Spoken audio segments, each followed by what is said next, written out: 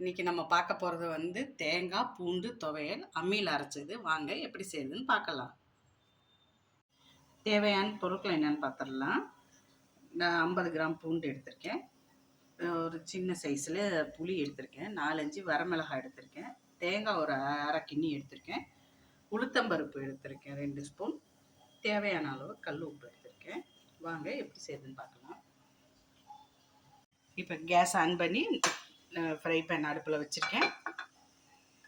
இதில் வந்து நான் 2 ஸ்பூன் எண்ணெய் போட்டுக்கிறேன். சமையல் எண்ணெய் இருந்தாலும் நல்லா தான் இருக்கும். இப்போ இதில் வரமிளகாய் போட்டுக்கிறேன், உளுத்தம்பருப்பு 2 ஸ்பூன் எடுத்து வச்சுருந்தேன் இல்லையா, அதை போட்டுக்கிறேன். நான் இது கூட சேர்த்து நான் புளியும் போட்டுக்குவேன். புளி இதில் ஃப்ரை பண்ணிடுறேன் நான்.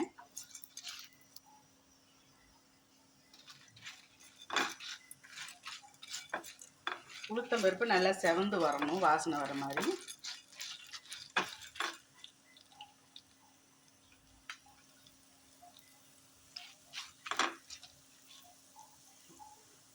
இப்போ நல்லா வதங்கிடுச்சு.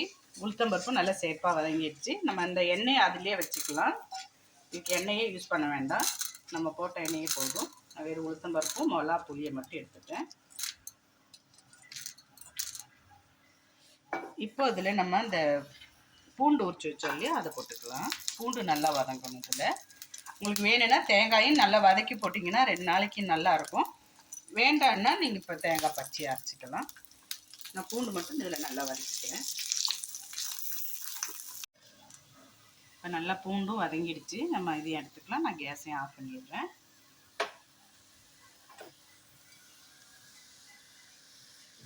இதெல்லாம் நல்லா ஆற வச்சு நம்ம அரைச்சி எடுத்துக்கலாம். இப்போ நான் வந்து இது அம்மியில் அரைக்க போகிறேன். நான் நல்லா அம்மியை கழுகி வச்சுருக்கேன். ஃபஸ்ட்டு மிளகாவும் புளியும் நல்லா அரைச்சி எடுத்துக்கலாம்.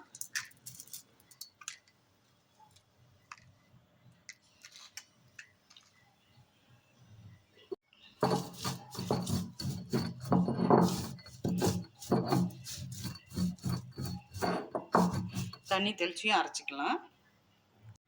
இப்போ மிளகாவும் புளியும் நல்லா அரைஞ்சிடுச்சு. நம்ம பூண்டு எடுத்து வச்சுக்கலாம்.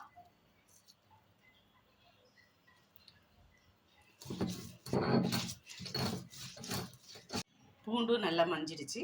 இப்போ நம்ம தேங்காய் வச்சுக்கலாம்.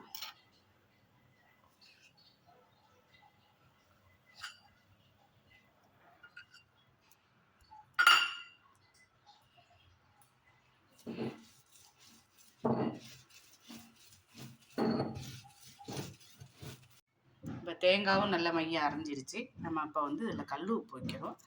எப்போ நம்ம இதை மாதிரி அரைக்கிறதுக்கு துவையலில் அரைக்கும் போது நம்ம இதை மாதிரி கல் உப்பு அரைச்சோம்னா நல்லா டேஸ்ட்டாக இருக்கும் போட்டு அரைச்சா.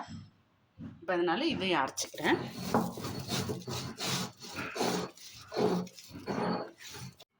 இப்போ இது கூட நம்ம வறுத்து வச்சோம் இல்லையா உளுத்தம்பருப்பு, அதையும் போட்டுக்கலாம்.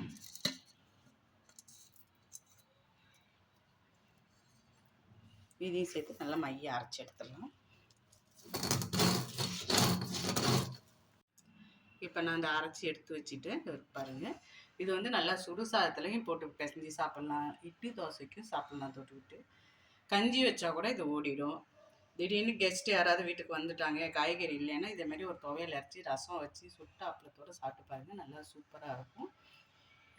இதுக்கு வயிறு இதாக உள்ள சரியில்லை அப்படின்னு சொல்கிறவங்க கூட இந்த மாதிரி பூண்டு துவையல் அரைச்சி கஞ்சி சூடாக வச்சு குடிச்சு பாருங்கள், நல்லா சூப்பராக இருக்கும். நீங்கள் ட்ரை பண்ணிவிட்டு எப்படி இருக்குன்னு சொல்லுங்கள்.